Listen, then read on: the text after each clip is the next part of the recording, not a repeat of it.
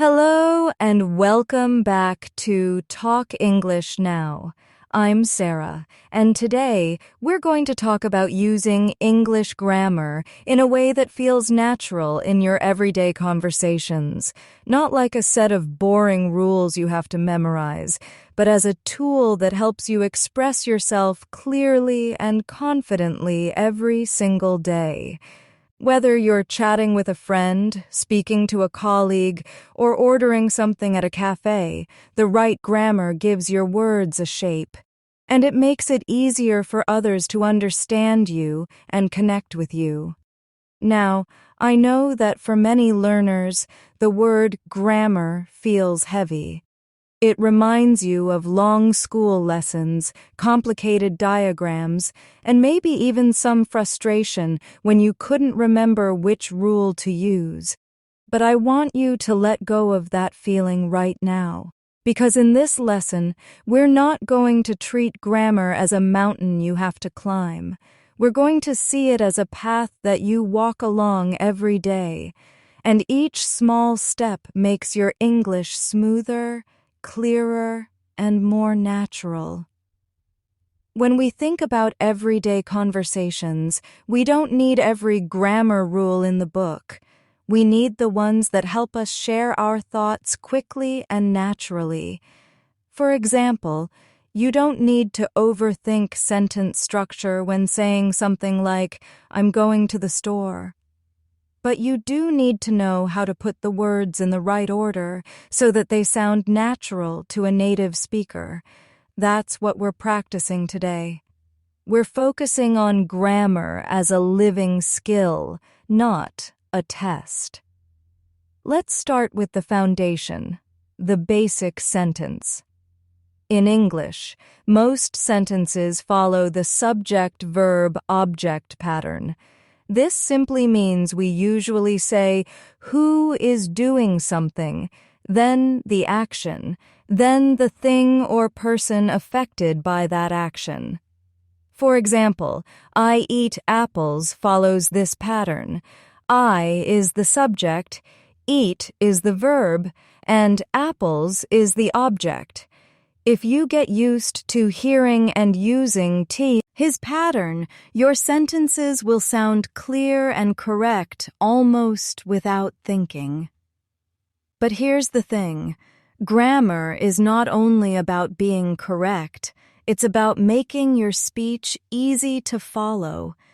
Imagine you say, "Eat apples I."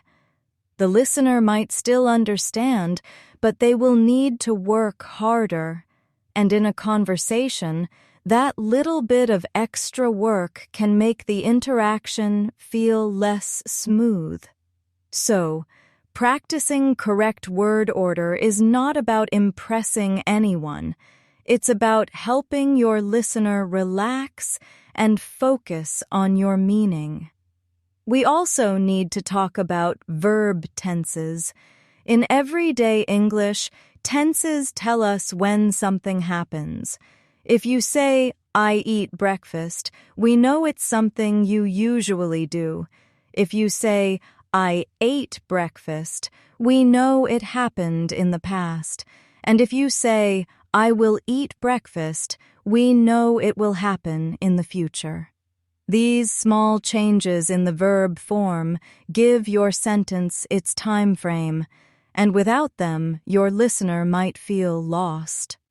The present simple tense, like "I work," "she plays," or "they live," is one you'll use a lot.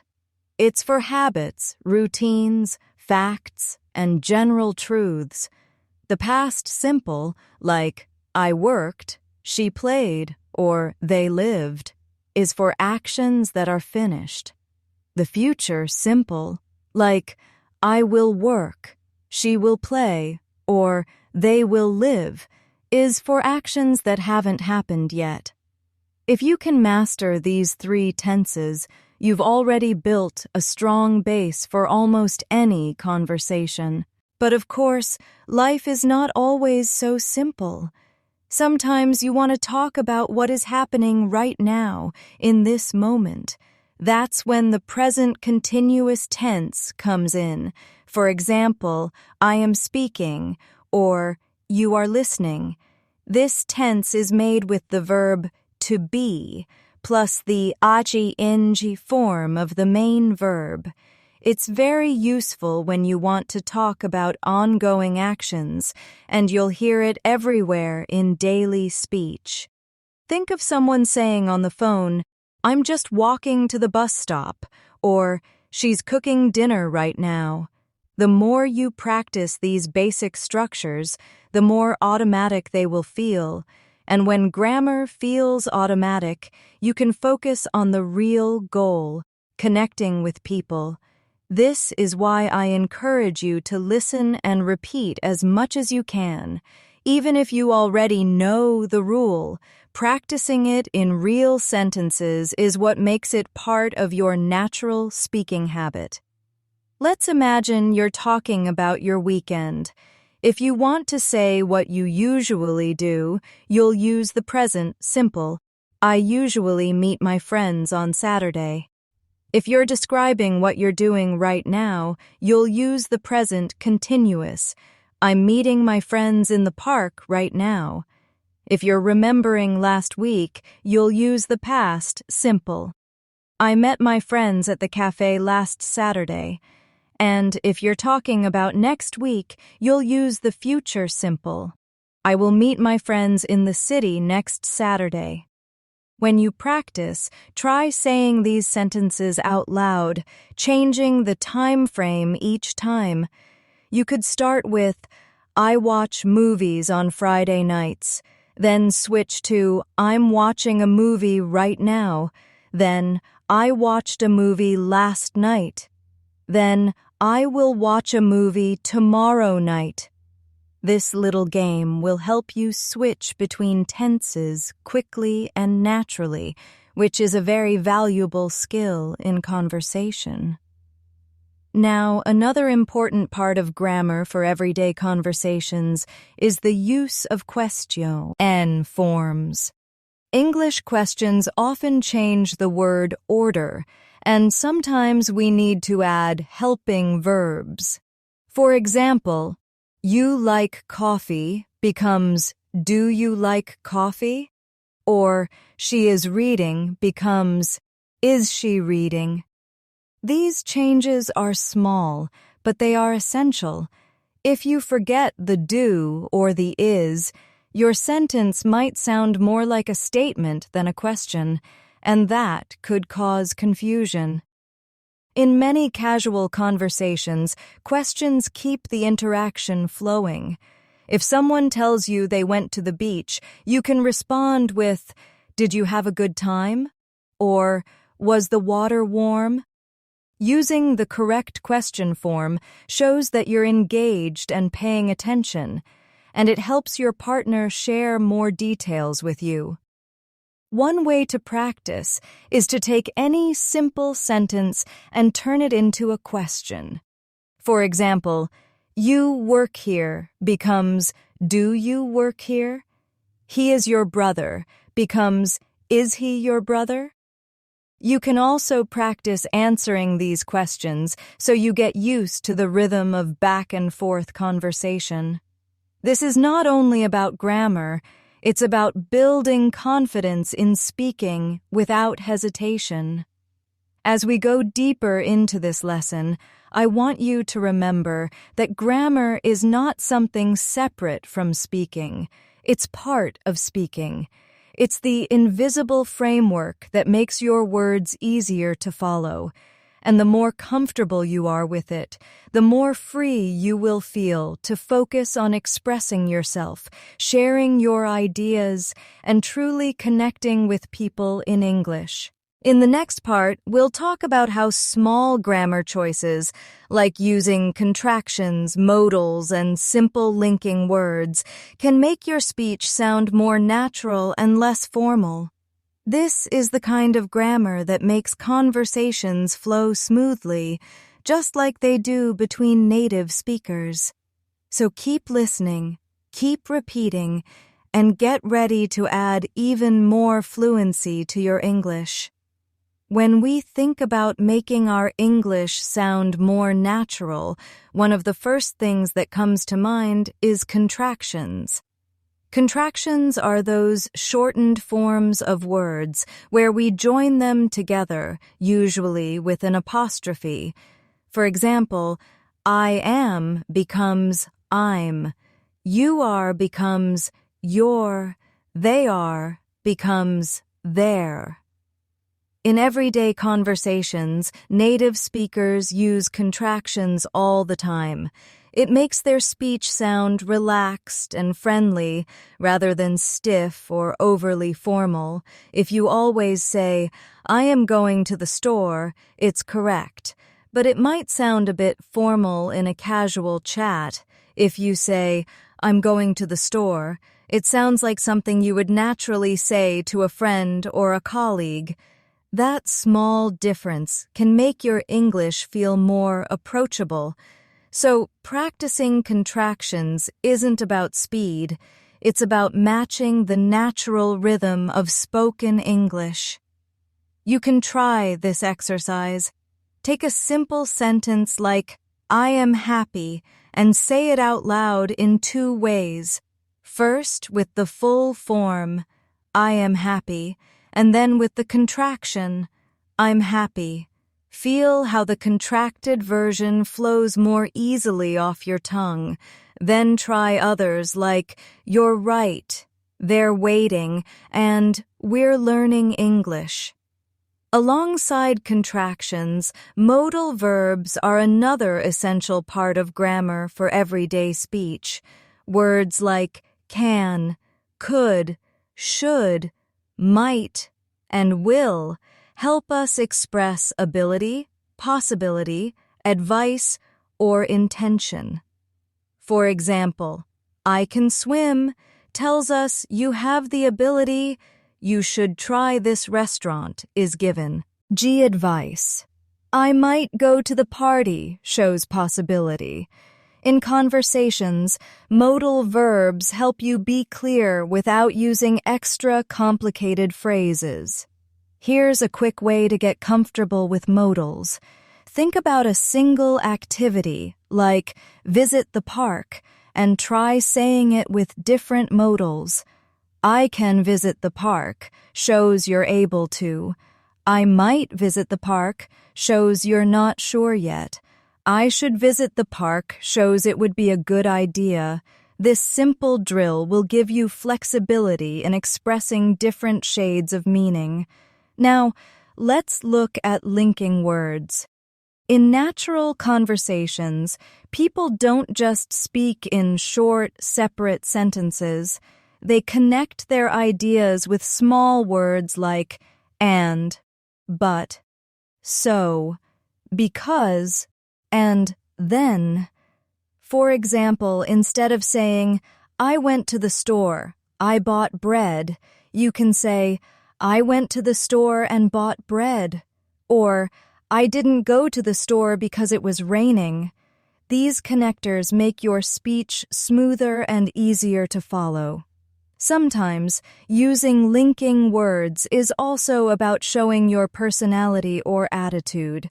If you say, I wanted to go, but I was too tired, you're sharing a contrast between your desire and your energy. If you say, I was tired, so I stayed home, you're explaining a cause and effect relationship. Understanding these little connectors and practicing them will make your English sound more complete and expressive. Now, I want to remind you that grammar is not about speaking perfectly. It's about speaking clearly and meaningfully. Sometimes, when we focus too much on avoiding mistakes, we start speaking too slowly or we hesitate too often.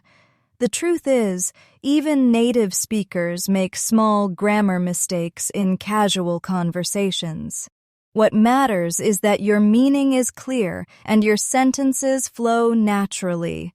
This is why practicing out loud is so important. It helps you find that balance between accuracy and fluency. Speaking of practice, here's a small activity you can try right now. Think about something you did yesterday.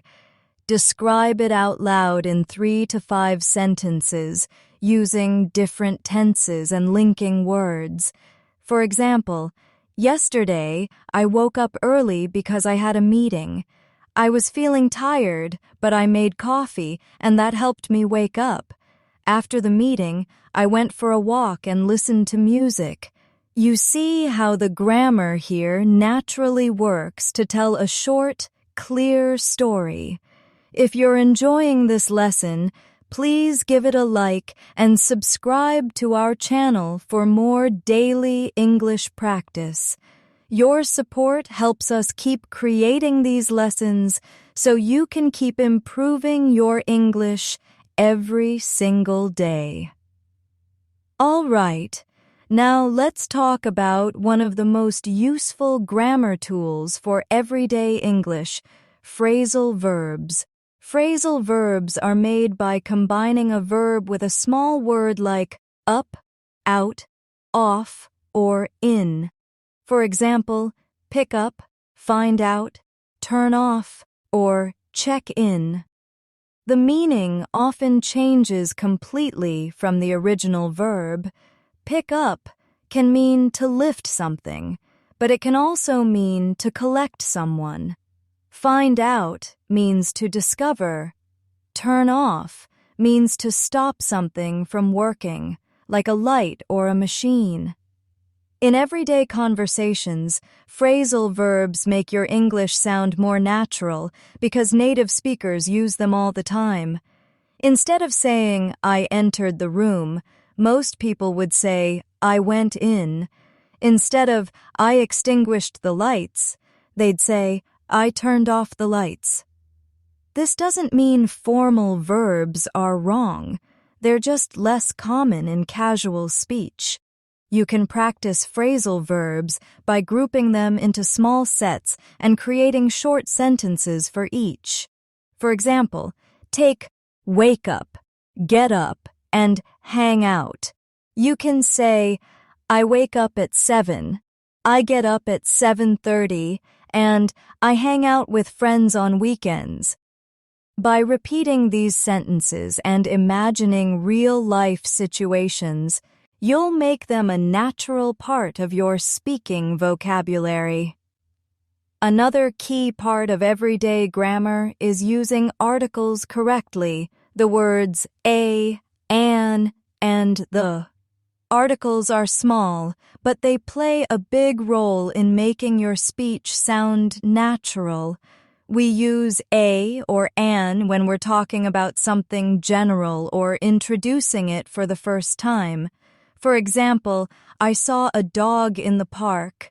We use the when we're talking about something specific that both the speaker and listener know about. For example, I saw the dog that lives next door. Many learners skip articles when speaking quickly, but that can make your sentences sound incomplete. Instead of, I went to store, say, I went to the store. It's a small difference, but it makes a big impact on how natural your English sounds. Practice with common nouns you use every day, like coffee, phone, car, or movie. Try sentences like, I watched a movie, and I watched the movie you recommended. Pronouns are another grammar point that comes up constantly in everyday speech. Instead of repeating the same noun over and over, we can use pronouns like he, she, it, they, we, and you. For example, instead of saying, my friend is coming, my friend is bringing my friend's car, you can say, my friend is coming and she's bringing her car. This makes your sentences less repetitive and more pleasant to listen to. When you combine all these grammar elements, contractions, modals, linking words, phrasal verbs, articles, and pronouns, you create a style of speaking that is smooth, clear, and easy to understand. And the best part is, you don't have to master them all at once. You just need to start noticing them in conversations and practicing them little by little. In the next part, we'll focus on how grammar helps you tell stories, share experiences, and describe things in a way that keeps your listener interested. You'll see how small changes in verb tense or sentence structure can make your stories more vivid and engaging. This is where grammar meets real communication. When we tell stories in English, grammar becomes the invisible thread that ties everything together.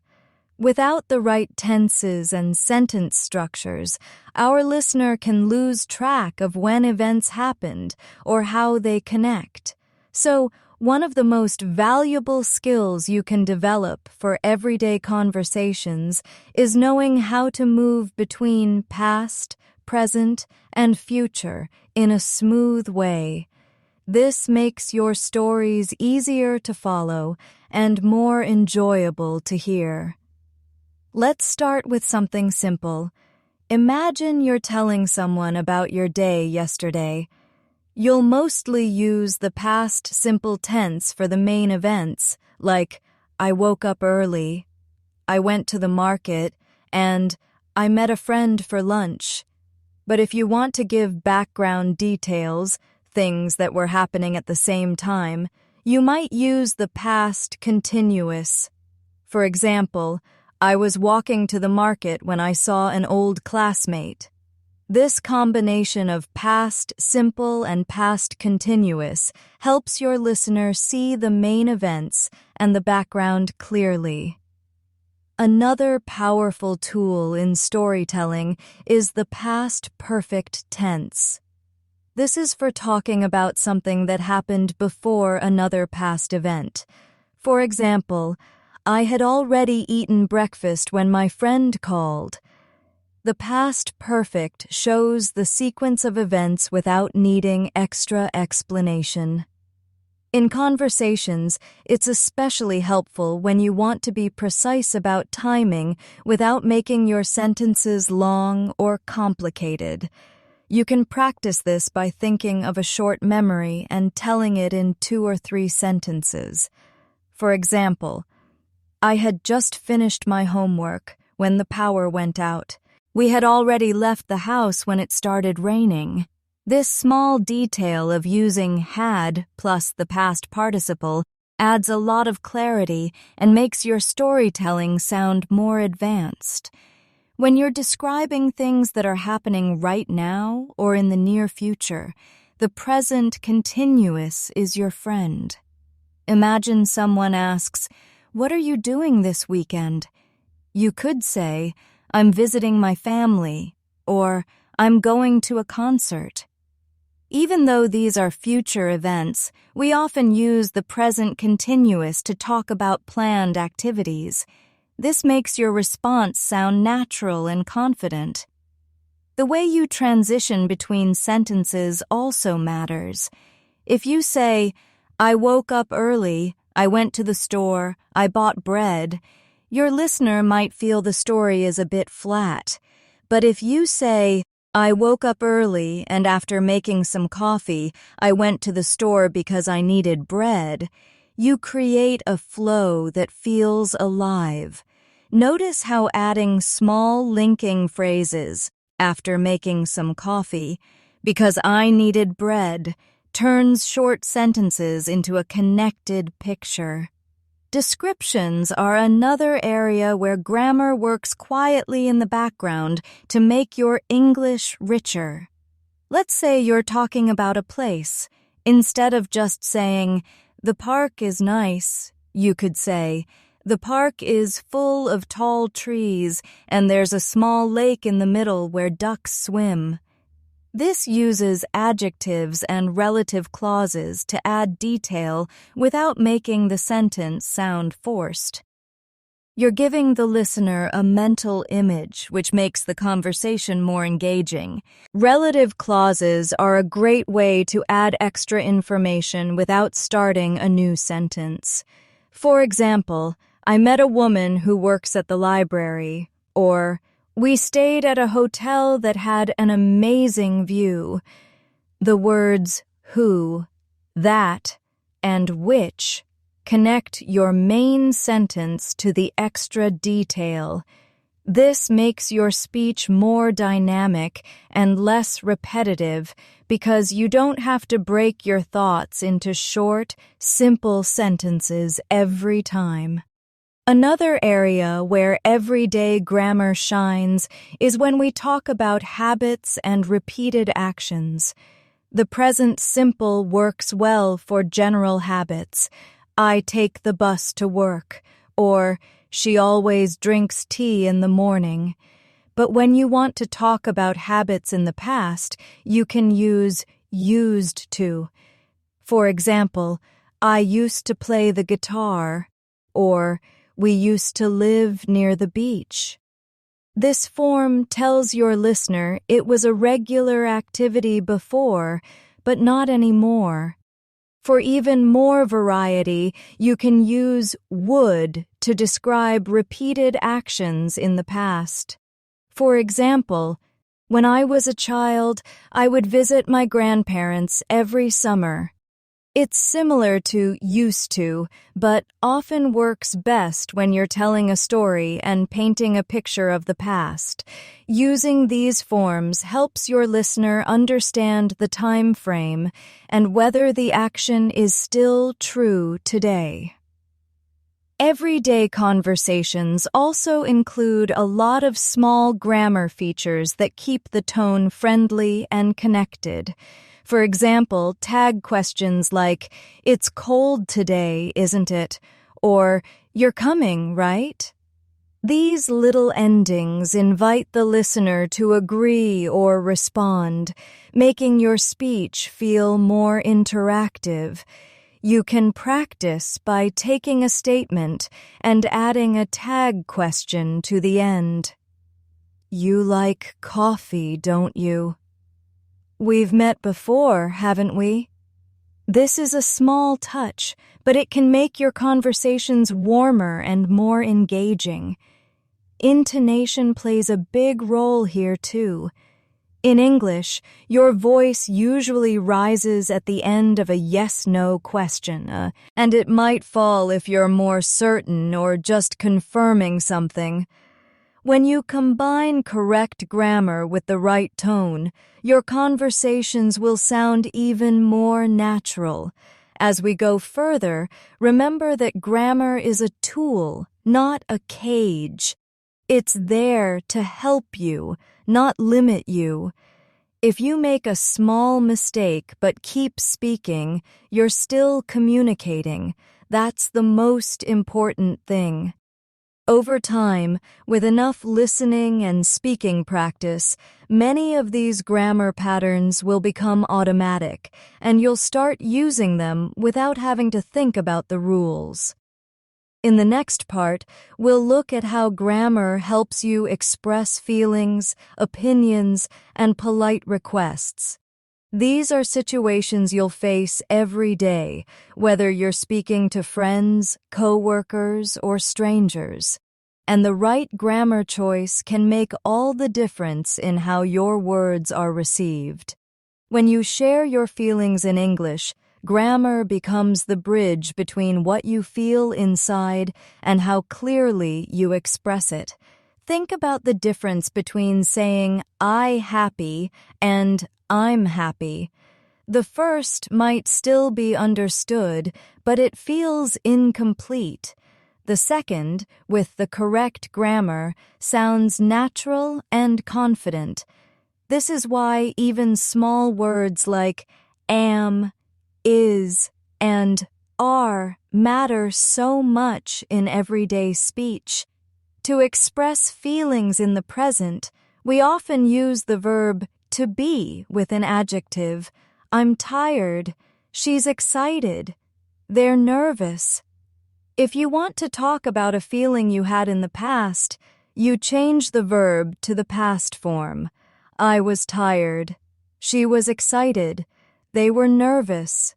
For the future, you can say, I will be tired after the trip, or they will be nervous before the exam. These small shifts tell your listener exactly when your feeling happens, so they can understand your experience more fully. When it comes to sharing opinions, grammar helps you sound polite and respectful. If you simply say, that's wrong, it can sound too direct, especially in English-speaking cultures where softer expressions are common. A small change, like adding I think or I feel, makes a big difference. I think that's not correct, or I feel that there might be another way. You can also use modals to soften your opinion. That could be a problem, or we might need to try something else. This shows you're open to discussion, not just giving an order. Politeness in everyday English often comes from using certain grammar structures. For example, when making a request, instead of saying, give me the book, you can say, could you give me the book? Or, would you mind passing me the book? These small adjustments make you sound considerate, and they're very common in daily conversations. It's not about being overly formal, it's about making the other person feel comfortable. Another way to soften language is by using continuous forms with polite expressions. For example, I was wondering if you could help me feels more gentle than can you help me? Or I'm hoping you can join us instead of join us. This isn't about complicating your sentences. It's about matching the tone to the situation so your words are received in the best way. In friendly conversations, you can also use indirect questions to sound more polite or curious. Instead of, where is the bank? You might say, do you know where the bank is? Notice that in indirect questions, the word order changes back to a normal statement order, where the bank is, instead of where is the bank. This is a small but important detail in grammar that makes your speech sound smoother and more natural. Now, let's talk about expressing possibility, certainty, and doubt, because in everyday life, we rarely speak in absolutes. Modal verbs like might, may, could, and must are perfect for this. If you say, it might rain later, you're expressing possibility. If you say, it must be cold outside, you're expressing strong belief based on evidence. Using these forms shows that you can share ideas without sounding too rigid or too uncertain. These modals also help in making suggestions. Instead of, do this, you can say, you could try this, or, we might want to look at that. This approach invites the other person into the conversation, making it more of a collaboration than a command. And in most everyday situations, that's the tone you want to achieve. Grammar also plays a role in showing respect for someone's experiences or feelings. For example, when talking about something sensitive, you might use the past continuous or past perfect to soften the focus on the action. Instead of, you forgot my birthday, which can sound accusatory, you might say, I was hoping you'd remember my birthday, or I had been looking forward to celebrating with you. These small changes help protect the relationship while still sharing your feelings. In many cultures, politeness is built into the grammar of the language. In English, It's more about choice, choosing forms and structures that reflect your intention. When you know how to use grammar to shape your message, you have more control over how your words are received. That means you can be clear and kind at the same time. One great way to practice polite grammar is to take a direct statement and see how many softer versions you can make. Let's try with, "I need help." You could say, "Can you help me?" "Could you help me?" "Would you mind helping me?" "I was wondering if you could help me." The meaning is the same, but the tone shifts with each version. Practicing this will give you flexibility in conversations with different people and in different situations. It's also worth noticing how native speakers use grammar to show agreement or disagreement. If someone says, "I think it's going to snow," and you agree, you might say, "So do I," or "I think so too." If you disagree, you can still be polite. "I'm not sure about that," or "I don't think so." Adding "I'm not sure" or "I think" makes the disagreement softer and more respectful.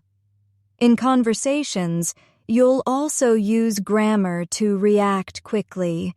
Short responses like "I am," "I will," "I can't," or "I did" are all complete sentences in themselves, and they follow standard grammar. These quick replies are useful in keeping the conversation moving without having to repeat the full sentence every time. For example, if someone says, "Are you coming tonight?" you can just reply, "I am," or "I'm not." It's simple, but it keeps the interaction natural.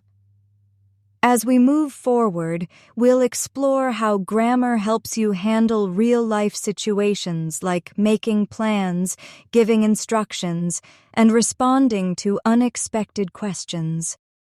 These are moments when you don't have time to think deeply about rules. You just have to speak. And with enough practice, the right grammar will come out naturally. When you make plans in English, grammar works like the framework that keeps everything clear. You might be arranging a meeting with a friend, setting a time for a call, or talking about what you'll do over the weekend.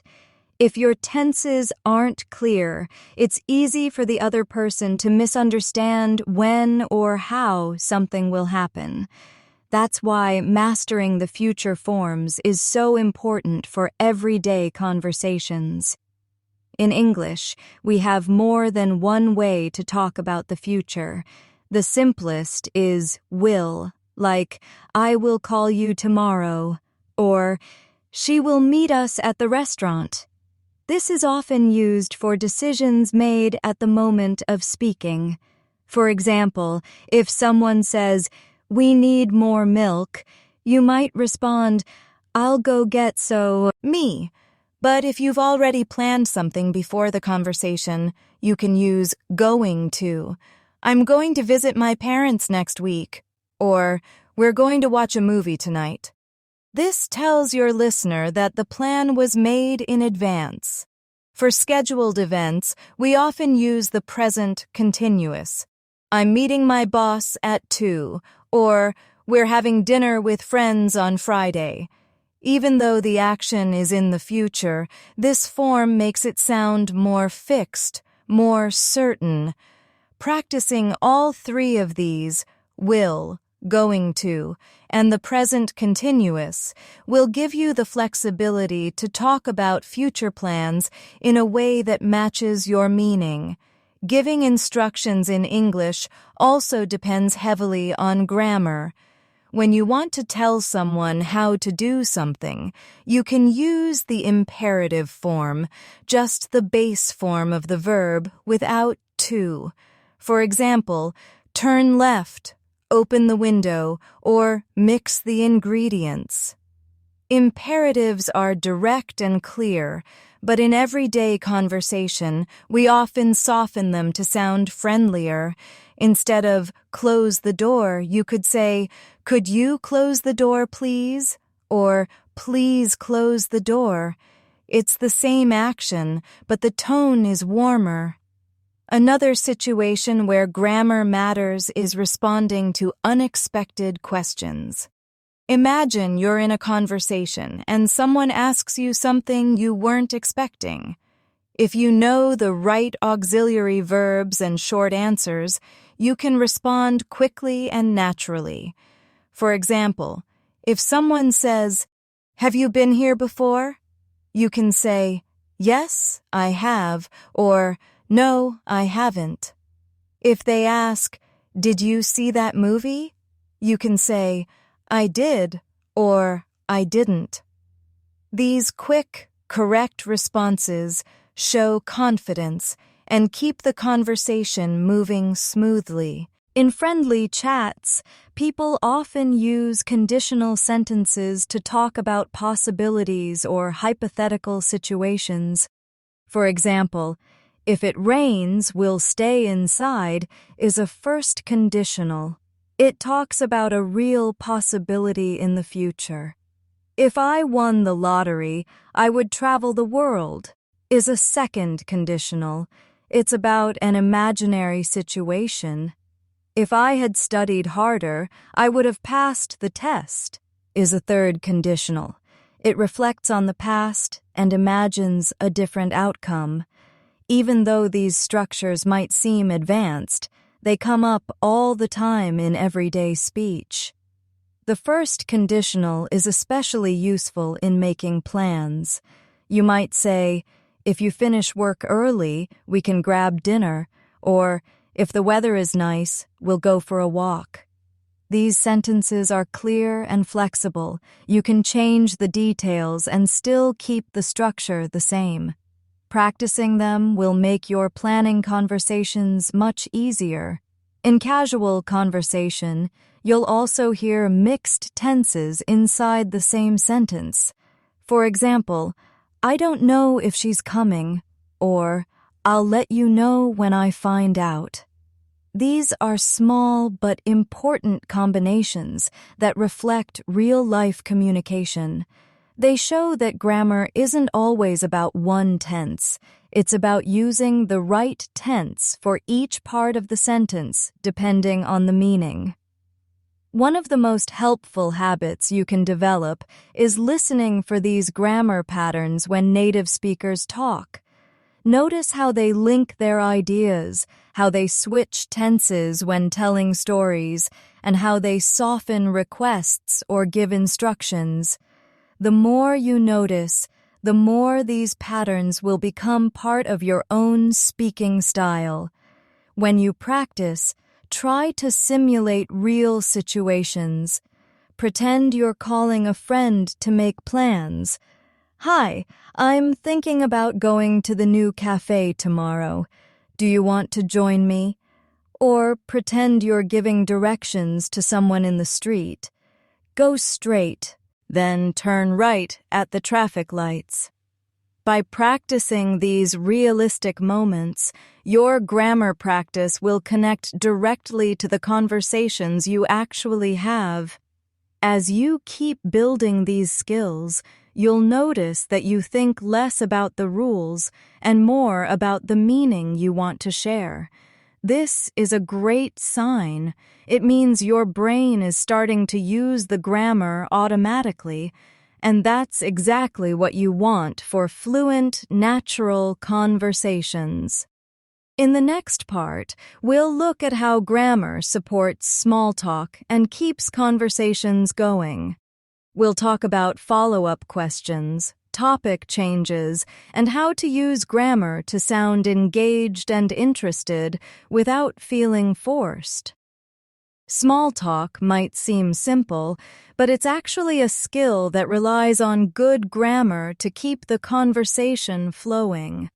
Whether you're talking about the weather, asking about someone's weekend, or commenting on something around you, The way you form your sentences can make the interaction feel smooth and natural.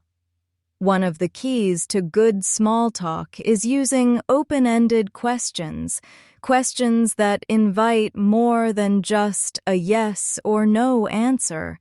Instead of, "Did you have a good weekend?" you might say, "What did you do over the weekend?" This encourages the other person to share more details, and that gives you more to respond to.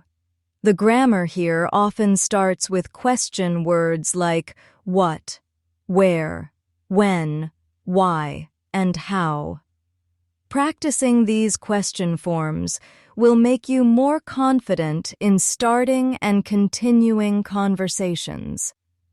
Follow-up questions are another important part of small talk. They show that you're listening and interested. If someone says, "I went hiking," you can follow up with, "Where did you go hiking?" or "How long was the trail?"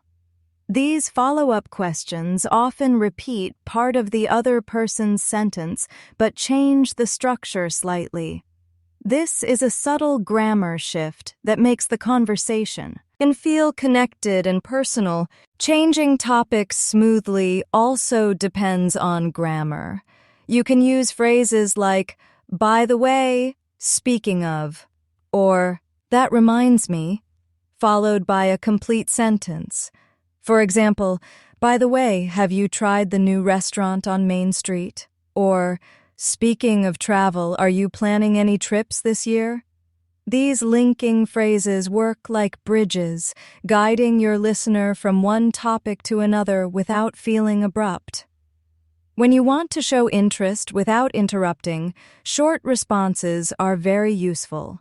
These are often complete sentences in mini form like, "That's great," "I see," "Really?" or "That sounds amazing."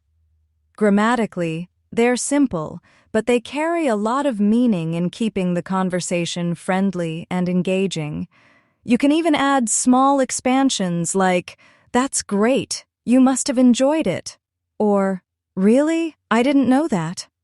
Grammar also helps in showing agreement and building on what the other person says. If someone says, "I love Italian food," you could respond with, "So do I," or "I love it too." Notice the structure of "so do I." It uses inversion, where the auxiliary verb comes before the subject. This is a small but very natural grammar point that makes your agreement sound more native-like. Disagreeing politely is just as important. Instead of saying, "No, that's wrong," you could use softer grammar like, "I'm not sure about that," or "I don't think that's true." Adding "I think" or "I'm not sure" makes the disagreement less direct, which keeps the conversation comfortable. In many everyday situations, this kind of polite grammar choice helps maintain good relationships. In small talk, you might also use the present perfect tense without even thinking about it. This tense connects the past to the present. For example, "I've been to Italy" means at some point in your life you went to Italy and the experience is still relevant now. Or, "I've never tried sushi" shows that up until now you haven't had that experience. This tense is very common when people talk about life experiences, especially when getting to know someone. Practicing the present perfect can be as simple as asking yourself or a friend a few questions. Have you ever visited another country? Have you tried cooking something new recently? Then answer with, "I have," or "I haven't," and expand your answer to keep the conversation going. This structure is excellent for building longer, more engaging small talk exchanges. Another small but powerful grammar feature is using adverbs to add detail or show your feelings about something. Words like really, quite, Absolutely or definitely can make your sentences sound more expressive. Instead of, it's good, you might say, it's really good, or it's absolutely amazing. These small additions make your speech sound more alive and less flat. When you're ending small talk or wrapping up a casual chat, grammar helps keep the tone friendly and positive. You might say, "It was nice talking to you," or "I hope we can catch up again soon." Notice how these use polite expressions and correct verb forms to leave a good final impression. Even in short, everyday exchanges, the right grammar can help you come across as kind, clear, and confident. The more you practice these structures in small talk, the easier they'll become. You won't have to stop and think about how to form a question or how to agree politely. You'll just do it naturally. And that's when your English starts to feel truly fluent. In the final part, we'll bring everything together. We'll talk about how to keep practicing your grammar so it becomes second nature, and how to use it as a tool for building real connections in English, not just for rules, but for real communication that makes you feel confident and understood. As we reach the end of this lesson, I want you to see grammar not as a set of strict rules you have to memorize, but as a toolkit you can reach for whenever you want to express yourself clearly. Every tense, every question form, every small linking word, it's all there to help you share your ideas, connect with others, and enjoy speaking English without fear. The most important thing to remember is that grammar becomes natural only when you use it regularly. You can read about tenses, you can listen to examples, but until you speak them out loud, they won't truly become part of your everyday English. That's why I encourage you to shadow along with me or with any other natural English speaker. Repeat their sentences exactly as you hear them, noticing the grammar choices they make. Over time, these patterns will feel like second nature. When you're practicing alone, you can use everyday moments as opportunities. If you're making breakfast, talk yourself through it. I'm cutting the bread. I'm boiling the water. I'll make coffee next. If you're remembering yesterday, you can say, I woke up late because I stayed up too late the night before. If you're planning tomorrow, you can say, I'm going to meet a friend for lunch and we'll probably go for a walk afterward. These small personal examples keep your grammar alive in your mind and ready for real conversations. Another tip is to notice the grammar in the English you consume: movies, songs, podcasts, books. Pay attention to how people express possibility, how they tell stories, how they ask for things politely. When you hear a sentence you like, pause and repeat it out loud, keeping the grammar exactly the same. This builds both your awareness and your muscle memory. Remember, you don't need to speak perfectly to be understood, but the more confidently you use the core grammar of everyday English, the easier it will be to focus on your message instead of worrying about making mistakes. Grammar gives your words structure, but it also gives you freedom. Freedom to speak without second-guessing yourself. Freedom to express your personality. Freedom to truly enjoy using English. And most importantly, don't be afraid to make mistakes as you practice. Mistakes are a natural part of learning. They are proof that you're trying. Every error is just a step toward more natural and fluent speech. What matters is that you keep going, keep speaking, and keep listening. Over time, the things you once had to think about will start happening automatically.